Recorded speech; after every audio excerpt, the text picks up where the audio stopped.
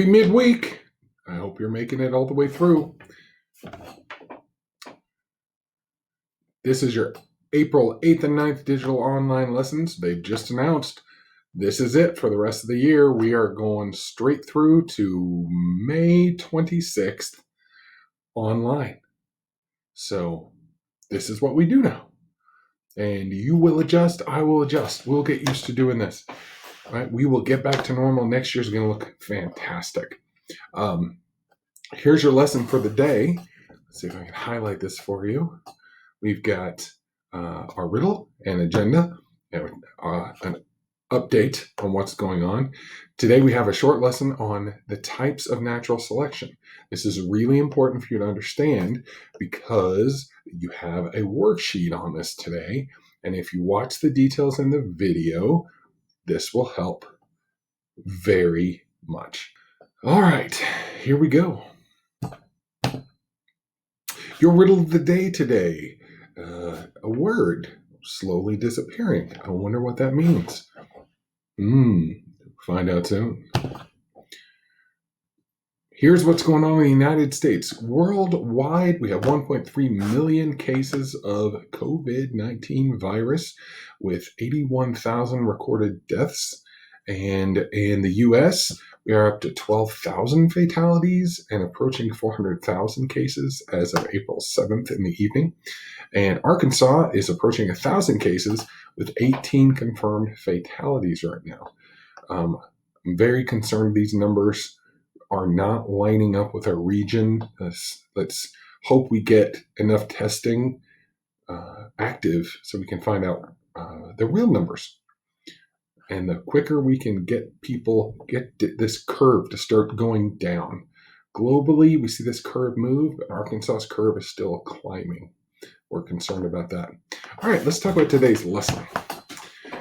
The three main types of natural selection. We've got quite a few variations on this. So this is a little graphic you can come back to if you'd like to see the details. We can definitely explain that. Let's talk about population. So a population works just like the average grade book. So you can see in a grade book, the average grade without teacher intervention, of course, like Mr. Hollingsworth is always trying to help you guys out and shift you further up the scale. But typically you'll have a lot of C's and you'll have some F's, and over here you'll have some A's, and then B's will be here and D's will be here. But C's are average. That's why we call it that. The average grade, typically a C. In a population, you will have the exact same thing. You have average sized people. You have average intelligent people, right? You have average hair color, right? You have average preference for Taco Bell over other things. Pick something, pick a detail, be it eye color, height. There will be an average in a population, and the average is the section with the most. So that is why we call it that. So if we're talking about size, Mr. Hollingsworth would be all the way over here, right? And then some of our younger freshmen will be over here in the average population of our school. Most of you are going to be under 6 feet tall and above 5 feet tall. Mr. Hollingsworth is 6'5", so he'd be right here. We've got a couple of students that are even taller than I am. They'll be over here. So this is just an average curve.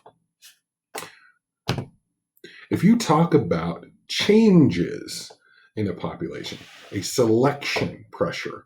So if something's being selected for, that means that thing is surviving better. If something is being selected against, that thing means it is dying off more in a population. Among all populations, there is pressure for survival. This is what we know. When you just talk about any situation, some things live, some things die. I think we're learning that right now, and that's quite surprising. So in a stabilizing selection, the ending population looks very similar to what it did before. Let's talk about this. So let's say the average taxi cab in New York fits two average size people. So if you look at the population of people riding in a taxi cab in New York City, you will notice that there are more taxi cabs with two normal sized people in it. If you look at two big people, like Mr. Hollingsworth, you won't see as many people in the car. Typically, you'll see one large person in the car, and then there are less small people. Maybe there's more of them in the car, but you just can't see them. So if you look, the average taxi will have two regular sized people in it. Maybe the taxi cab driver didn't even see the short people, and he didn't stop to pick them up. So as a result, more taxi cabs have two average sized people. Maybe they don't stop to pick me up because they get more money picking two people up. And they can only fit one of me in the back of the car because I'm a big guy. So here we have the end result of the population. We've selected against the large members of the population and against the small members, and we've increased the average. So when these average reproduce, they're going to have more babies that look like them, and the population doesn't change.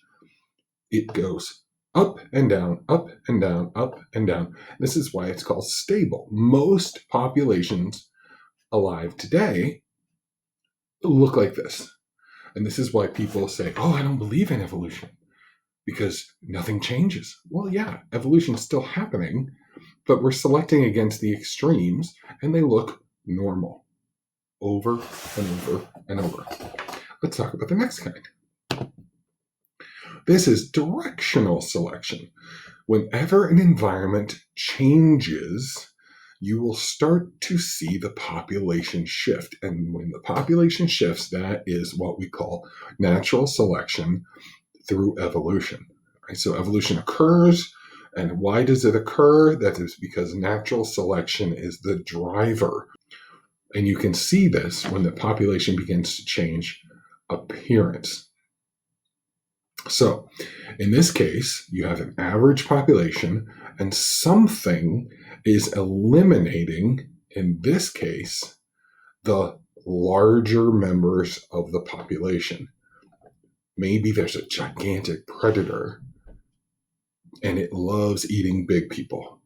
And all the small people are faster and they can run away, but the big guys are too slow. So here's the original population and it is being eaten. And you can see here it is shifted downstream. Shifted downstream. So the new curve is now smaller size individuals. Or in this case, it could be a red color versus a blue color. I mean, there's so many things that can change here that cause the average number of individuals in the population to be of a new size or a new appearance. Directional selection can go down and it can go up. So I'm just showing you a picture of one of the examples. Our next type of selection is called disruptive selection. And this is my favorite kind of selection because this is where you get new species. When two individual spectrums of a population get further and further and further apart until they don't even recognize each other and they form a new species where the other used to be. So if you take a look here, you've got the normal curve, the average. Someone is killing or eliminating this average, and then you get a decrease in that population right here. I like to talk about squirrels because you have light colored squirrels, dark colored squirrels, and gray squirrels. Well, humans in the last 200 years have built highways. And guess what color a highway is? It's gray. And guess what color squirrels are? They're gray. And if you, a driver, don't notice a gray squirrel on a gray highway, you might not hit your brakes in time and you're going to start running over the gray squirrels. The white squirrels show up really easy on the highway. The black squirrels do as well. So maybe we'd see a decrease in gray squirrels near highways. And eventually, your white squirrel population and your black squirrel population might not even recognize each other, and you get two new varieties of squirrel.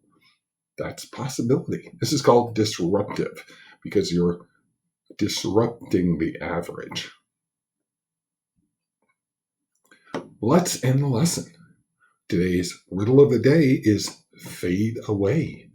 And our celebrated scientist of the day is Dr. Deborah Birx. Some of you may have seen her on the White House COVID-19 task force, standing next to Vice President Mike Pence. She is a well-known retired doctor that worked on the AIDS crisis in the 80s. And she is advising the vice president with all of her technical advice and sharing with the public in plain English advice. She's the one that talked to us about wearing masks. She's the one that talked to people about sheltering in place. And we salute you, Dr. Birx. We appreciate it.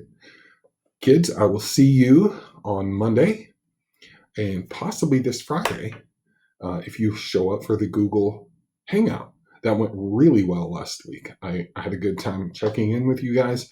I'll help you with your homework, talk to you about what's going on in the world. Just come see. I'll check with you guys starting at 9 a.m. on Friday. Be safe. Wash your hands. Go outside. The weather's really nice. And do your homework assignment. It is a worksheet about natural selection using the examples that we did today. I'll talk to you soon. Have a good night.